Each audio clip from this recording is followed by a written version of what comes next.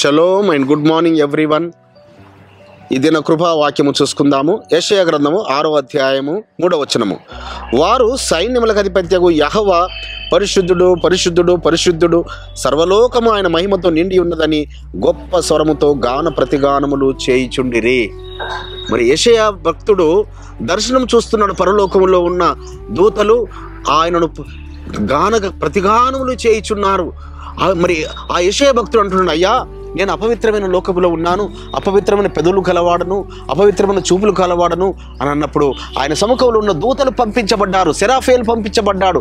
ఆయన పెదవులకు నిప్పు పెట్టినప్పుడు ఆయన పెదవులు పవిత్రమైనవి. అదే రీతిగా బిడలారా, పవిత్రుడైన యాషువ మెస్సయ్య నిన్ను దర్శించినప్పుడు, ఆయన పవిత్రమైన అగ్ని నీ మీదికి దిగి వచ్చినప్పుడు నీ పెదవులు మాత్రమే కాదు, నీ తలంపులు, నీ చూపులు, నీ మాటలు, నీ యోచనలు, నీ ప్రవర్తన ప్రతిదీ పవిత్రమైంది, పరిశుద్ధమైంది. అప్పుడు నీవు ప్రతి ఉదయకాలమున గాన ప్రతిగానములు చేస్తూ ఆయనను దినమంతా స్తుతిస్తూ ఉండాలి. కొందరు మరి భక్తులు ఆ మంచి పాటలు పాడుకుంటూ వెళుతుంటారు వారి ప్రయాణాలలో, వారి పనులలో. కొందరేమో పాటలు వింటూనే ఉంటారు. అదే రీతిగా బిడ్డలారా, పవిత్రుడమైన పవిత్రురాలవైన నీవు కూడా పవిత్రమైనవే పలకాలి, పవిత్రమైనవే చూడాలి, పవిత్రమైనవి వినాలి. ఆ గత జీవితంలో చూసిన సినిమా పాటలు నువ్వు ఎలా చూడగలుగుతావు? ఎలా వాటి వైపు వెళ్ళగలుగుతావు? వెళ్ళలేవు బిడ్డలారా. మరి ఆ పవిత్రమైన అగ్ని నీ మీదికి వచ్చినప్పుడు, పరిశుద్ధాత్మ అగ్ని నీ మీదకి వచ్చినప్పుడు నీ దేహమే పవిత్రమైన ఆలయముగా ఉంటుంది. ఆ పవిత్రమైన దేహముగా మరి ఉండి నీవు ఆ మహిమారాజ్యము కొరకు, ఆ యొక్క నిత్యరాజ్యం కొరకు నువ్వు వారసురాలు అవ్వడానికి కొరకు పరమ తండ్రి నిన్ను సిద్ధపరచుకుంటాడు, నేను పవిత్రంగా కాపాడుకుంటుంటాడు. నువ్వు పవిత్రురాలుగా నువ్వు ఉంటే నీ ఇంటి చుట్టూ కానీ, నీ సంఘములో కానీ, నీ బంధువులలో కానీ నువ్వు ఒక గొప్ప సాక్ష్యం కలిగి ఉంటాడు. ఆ కుమారుడు పవిత్రుడు పరిశుద్ధుడు, ఆ కుమార్తె పవిత్రురాలని. మరి ఆ రీతిగా పరమ తండ్రి అట్టి కృపని ఎడల విస్తరింపచేవాడు బిడ్డలారా. ఎందుకనగా నువ్వు వెలపెట్టి క్రయధనము చెల్లించి నేను కొన్నాడు ఆయన సొత్తువు నువ్వు.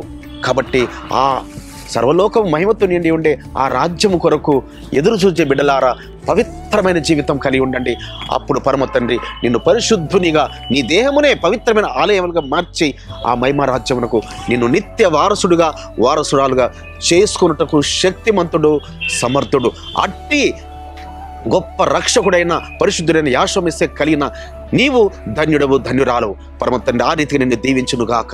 ప్రార్థన చేసుకుందాం. పరిశుద్ధుడైన తండ్రి, అవును నాయన, నీ పరిశుద్ధమైన అగ్నితో, నీ పరిశుద్ధాత్మతో మమ్మల్ని ముట్టి మా పెదవులు పవిత్రపరిచినప్పుడు పరిశుద్ధుడని మేము నిత్యము స్తోత్రగానములు చేస్తుంటున్నాం. మా దేహాలను పవిత్రమైన ఆలయముగా మార్చువాడు. అప్పుడు సర్వలోకం మీ మహిమతో నిండి ఉండే రాజ్యమును మేము స్వతంత్రించుకుంటకు మమ్మల్ని సిద్ధపరిచి మహిమ పొందుకొనుమని నజరుడైన యాషువ మెస్సీయ నామమున స్తుతించి ప్రార్థించి వేడుకుంటున్నాము పరమ తండ్రి. మన పరలోకపు తండ్రియు, మన రక్షకుడును, మన విమోచకుడును, నజరేయుడైన యాషువ మెస్సీయ వారి దివ్య సముఖము నుంచి మీకు, మీ కుటుంబాలకు, మీ వంశాలకు శాంతి, సమాధానము, కృపయు మెండుగా కలుగునుగాక. ఆమేన్.